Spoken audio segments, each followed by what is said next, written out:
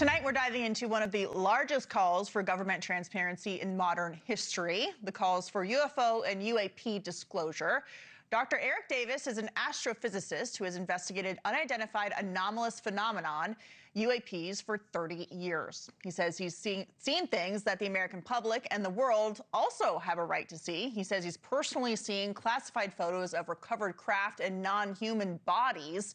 The thing is, though, he can't speak out, at least not yet, but he wants to, and he has a message for President Trump. Take a look.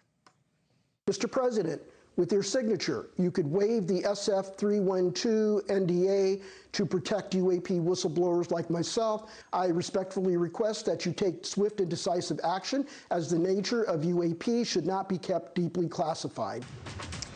Dr. Eric Davis joins us now. Great to have you, Doctor. Thanks so much for being here. So you, of course, are requesting presidential immunity before going on the record about exactly what you've seen and producing the proof in the documents. So what would you need from the president in order for this to happen?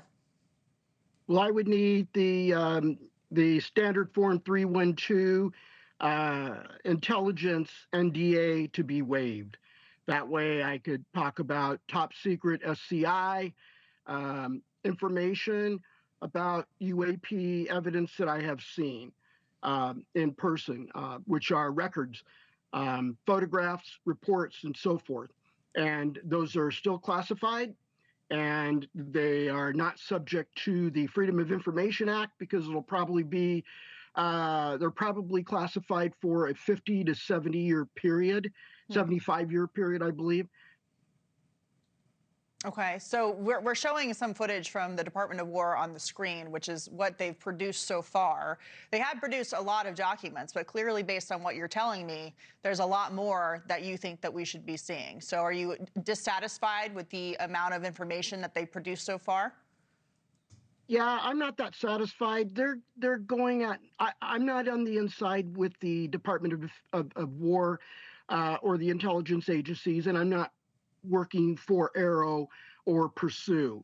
I do know that they're working at a pace that they can, at the pace that's set by their ability to hunt down documents and videos and still images and be able to evaluate them for their efficacy as relevant to UAP phenomena or not, and then determine whether they can be declassified without harming the national security.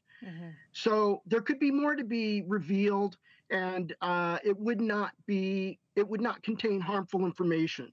It would not contain information that would harm the national security. What would do so would be the methods by which the information was acquired from foreign adversaries or foreign friendly nations, or wherever the recoveries were done.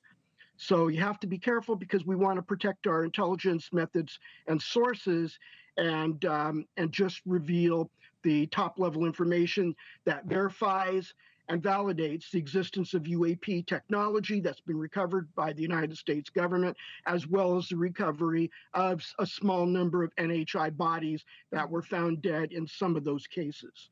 So let's talk about what you say that you know of. You said that you know of 4 types of aliens. One of those are, quote, grays, and you've claimed that, as you just did, we've just recovered deceased bodies. Can you describe what they look like? There's a minimum of 4 that we know of, and I've seen the evidence and I've seen the records.